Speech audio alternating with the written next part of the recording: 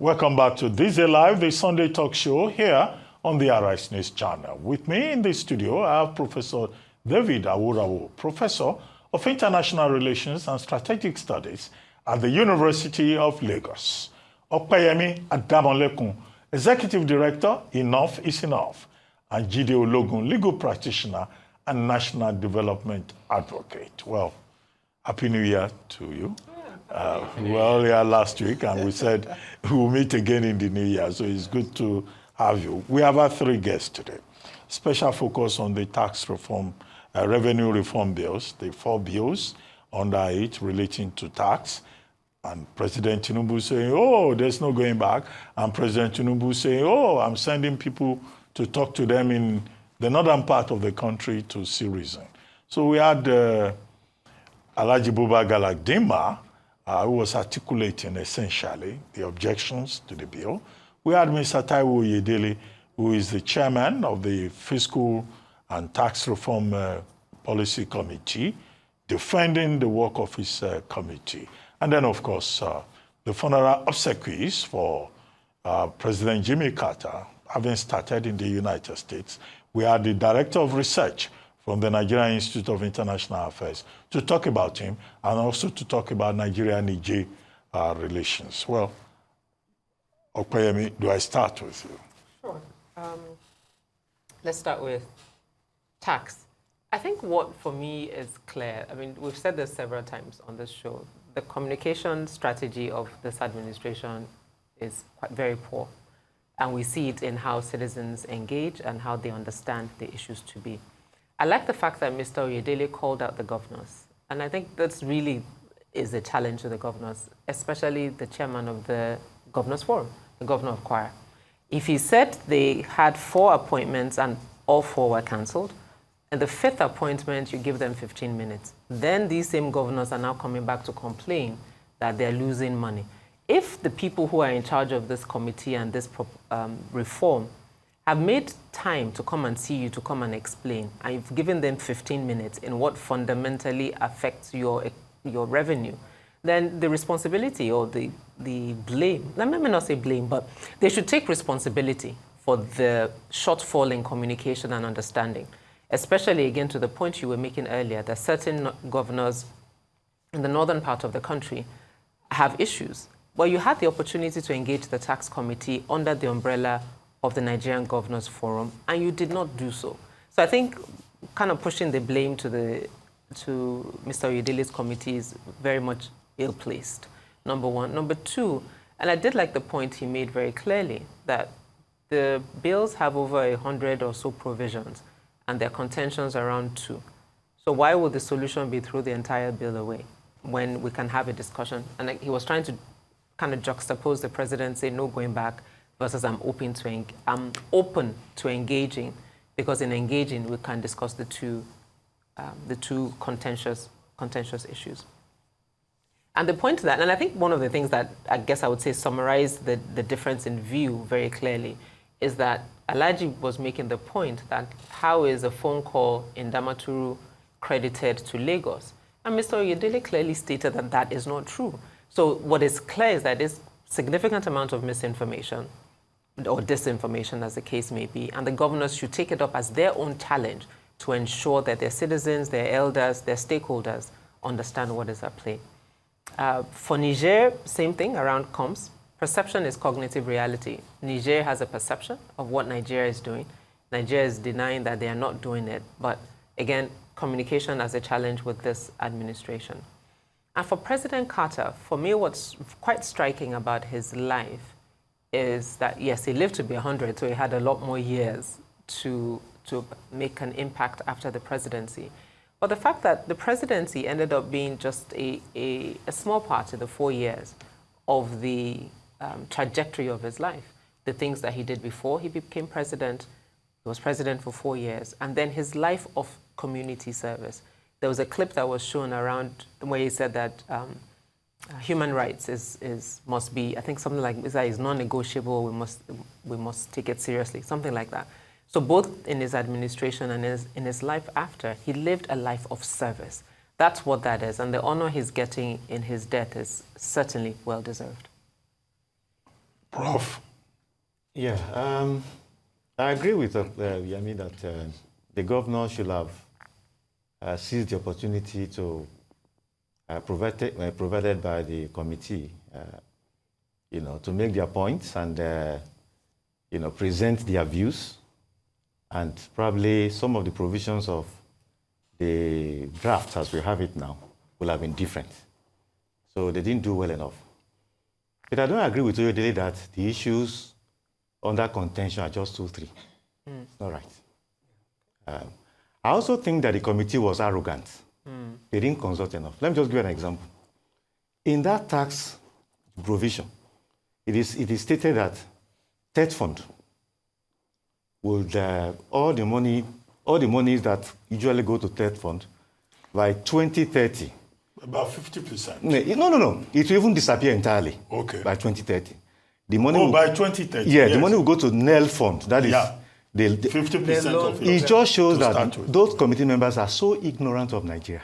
So extremely ignorant. If you visit universities, 80% of the new ones, the buildings, are TET fund. If you take all the money and give as loan to students, where would the students learn? Under the tree? It is, in fact, incomprehensible. When I saw it, I was scandalized that anybody in Nigeria can contemplate phasing out TET fund money and give to NEL fund. And by the way, it's even against the law. Of course, they are trying to create new laws and all that. But the long and short is, just go to FCT, go to FCE, go to all of those schools. Almost all the buildings there are TET fund funded. And that TET fund was fought for by ASU. It's the percentage of the taxes of companies that makes that. So is government taking that to give us loan? Taking companies' money to give us loan to students? Government cannot look for money to give us loan to. After it's a loan, they will pay back. So there are many areas of that bill that need to be looked at, and then of course amend. And that argument that let the thing continue while we draw it, well, is neither here nor there. But the long and short is that there's a whole lot in all those 4 bills that will need to be amended. The committee just thought that he knew everything about Nigeria. I even see the way he spoke. He was telling you that, look, with the way he was thinking that the whole Nigeria will praise them, he's surprised that there's this backlash.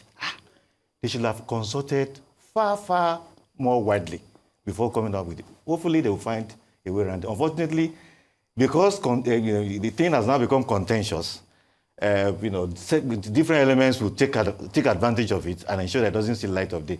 I agree that with President's comment that we need reform. That is the only thing that should be non-negotiable, that tax reform is non-negotiable. But those details, of course, every part of it should be negotiable. After all, as far as VAT is concerned, it's states. So states must have their input as to how all of these things play out. Hopefully, there will be some meeting point so that the baby is not thrown away with the bathwater. Jimmy Carter, the end of an era. I just love the man. I love the man because I like people who do not see power as something for themselves and those around them, who see power as service, and who are not desperate, who don't want to pull down, scatter everywhere just because they want power. When it was 4 years, when that Iran something happened and they couldn't resolve it, I do even know one thing about it. There were elements in the American structure who didn't want that Iranian thing to be resolved so that they would gain power. As bad as it is that, Americans were held hostage, it ended after 444 days, eventually. They were Americans. Peacefully. Yes, as they were trying to, Jimmy Carter was struggling to get it resolved, there were elements who didn't want it resolved so that they can gain political advantage from it. And they did gain political advantage from it. But the man just went away quietly. And those who are also able to impact outside, some people think that it's only when they are president, governor, that's when they can render service. There are several areas you can render. If you are contesting a position and you are not able to get it, contribute to society in other ways. And Jimmy Carter, embodied all of that. It's really the end of an era. And I'm happy that people are appreciating. And of course, there was one comment that Biden made, which people are attacking him for, decency. He said Trump What if there's anything Trump would learn from Jimmy Carter? It's his distance. Oh, really? Yes, and they've almost, in Fox News, they're almost killing him. How can he say a thing like that? But It was true. at the end of it, It's absolutely true. So service decency Yeah. is actually the end of an era. And I'm happy people are appreciating how much it did for the United States, how much it did for humanity. Nigeria and Niger, I'm happy about the way Nigeria is carrying on. Nigeria is mature. They are not saying, oh, who is Niger, small fry. Oh, if you don't keep quiet, we'll... Nigeria is engaging. Nigeria is explaining. Nigeria is trying to reach out. That's how it should be.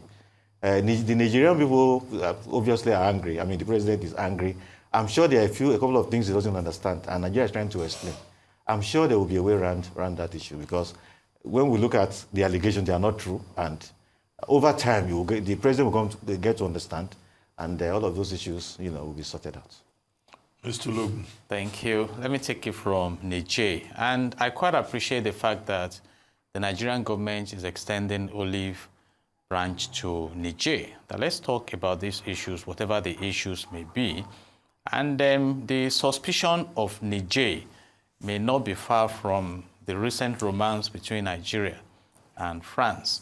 And of course, if you look at the Aworawo's campaign going on in that part of the country, they should be scared that Nigeria is trying to, extend a base for terrorism. And I also want to advise Nigeria to look at this critically, because at the end of the day, if those claims are close to the truth, it may not just be Niger Republic that will suffer, because the terrorists have the history of going haywire. When Boko Haram started in Nigeria in around 2002, who knew it was going to grow to what it became today? So I expect that international relations will be handled very well, particularly coming from the very close relationship we had with Niger Republic during the dispensation of the former president, Muhammadu Buhari, who at one time even said only God can man the border of Niger and Nigeria, talking about the traffic, and even started constructing a rail line to Maradi. And we have some top Nigerians with universities there before the military intervention came in.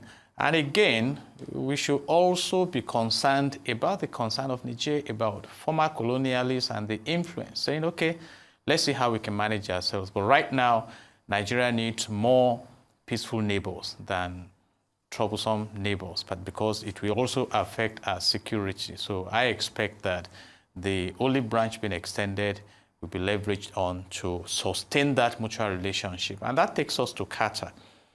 You see, the Bible says the memory of the righteous is blessed. And I think that is what we are discussing about Qatar now. A man who dedicated himself to peaceful resolution of international conflicts. He was a strong driver of democracy. He gave back to humanity. In fact, he won a Nobel Peace Prize in 2002. And he has shown exemplary, simple lifestyle, whether when in office or out of his office. And above all, there is a reflection also to think on about the United States of America. This man, in his old age, had health issues, which were managed in the US. He was not flown anywhere to manage that health situation. And then he's being celebrated now. Just oranges and apple. Just like Nelson Mandela. When Nelson Mandela... Will they have flown him to China? I don't know, Doctor.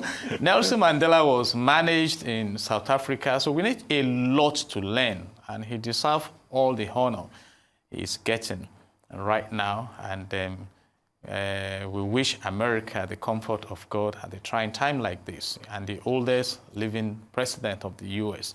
And that brings us to these tax reforms. I listened to Alhaji Galadima, and I must commend his frenzy and zeal on discussing that issue. And again, the fact that he kept on warning Dr.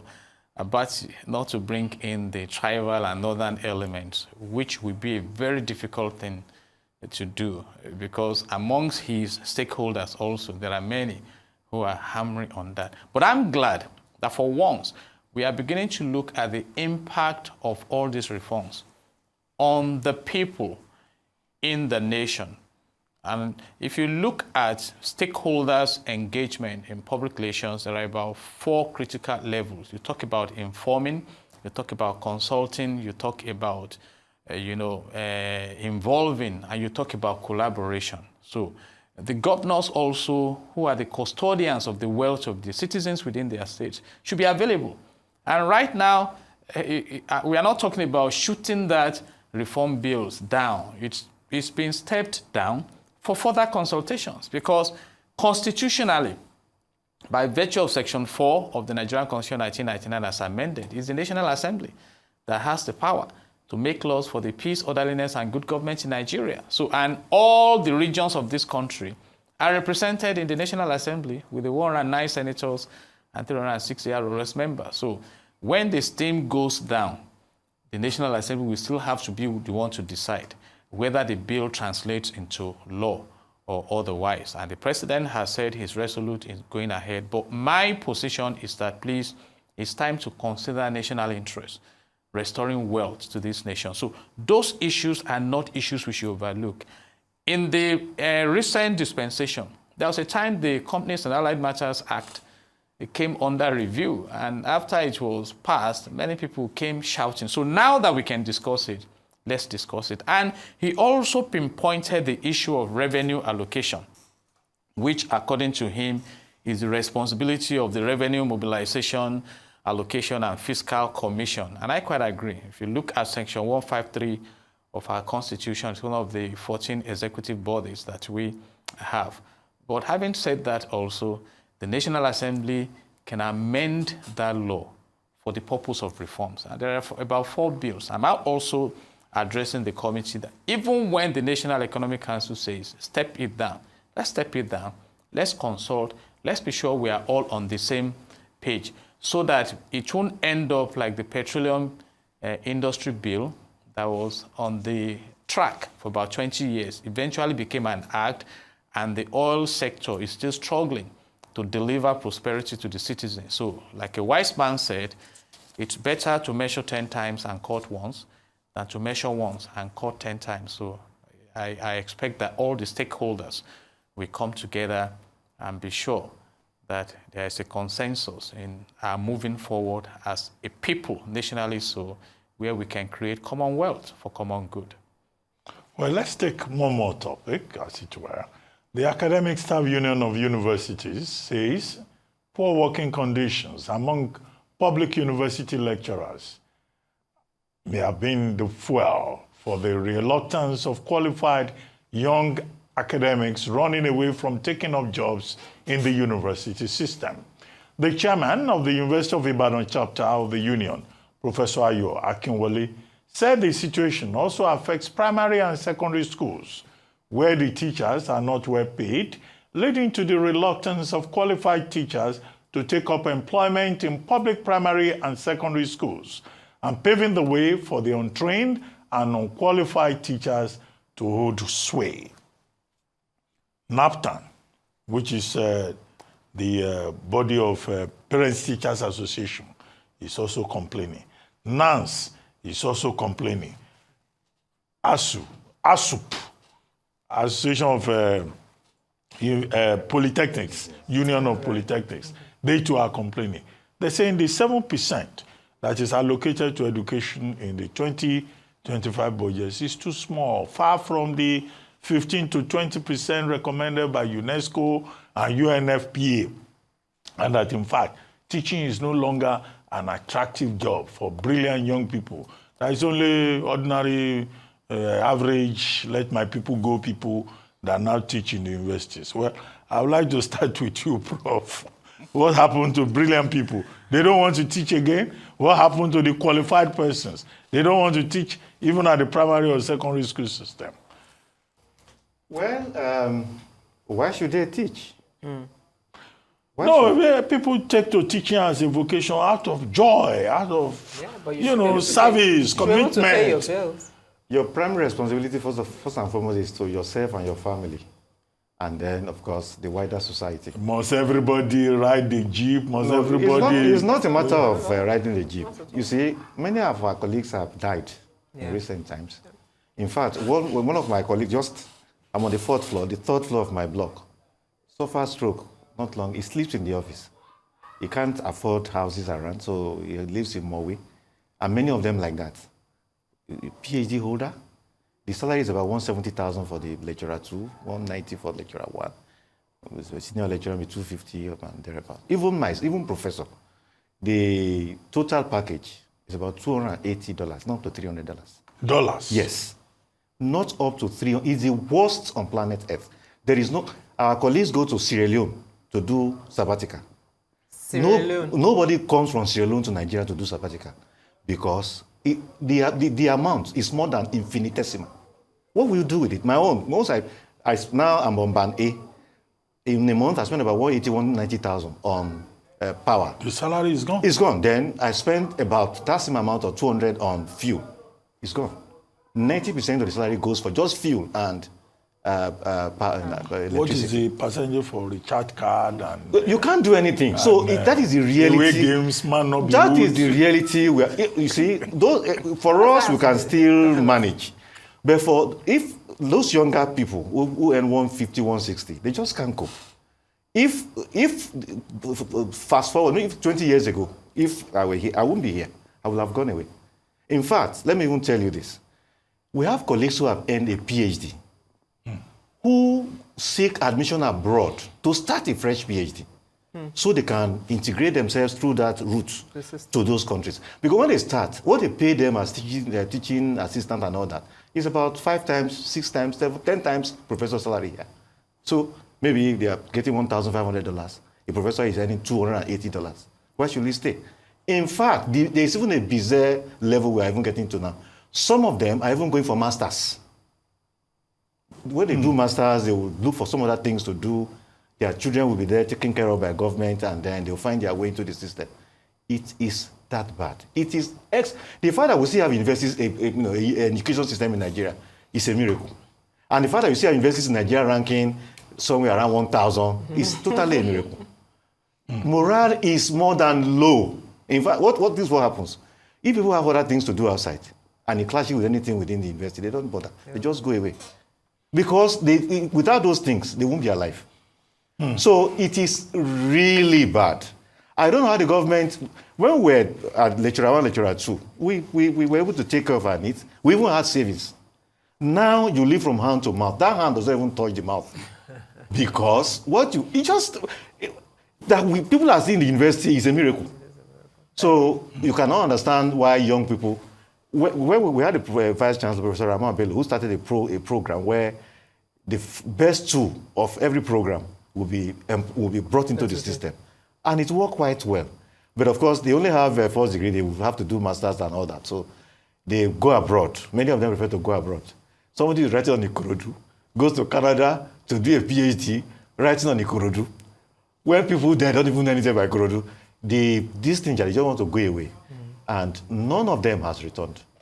Well, so that is the situation report of the education system in Nigeria at present. From tertiary level to the primary level. It's in crisis, extreme crisis. But Yemi Adamolekun, who will tell our leaders, remind them that education is important? Well, your president, we don't know where his degree is, so it's a bit of a hard conversation. No, it's not about the president. No, but I'm saying our leaders. But he's the leader of the country, Dr. Abbas. You can have your opinion. I've said my own. So when your president's education is suspect, I don't know what you're expecting. But it's not. But the truth of the matter is not. It didn't start with him, and let's be clear about that. And I do say that it has become. It is extremely exactly worse. But so I'll say 2 things. Number one, the percentage is also not accurate because it's not just what is the line item for education.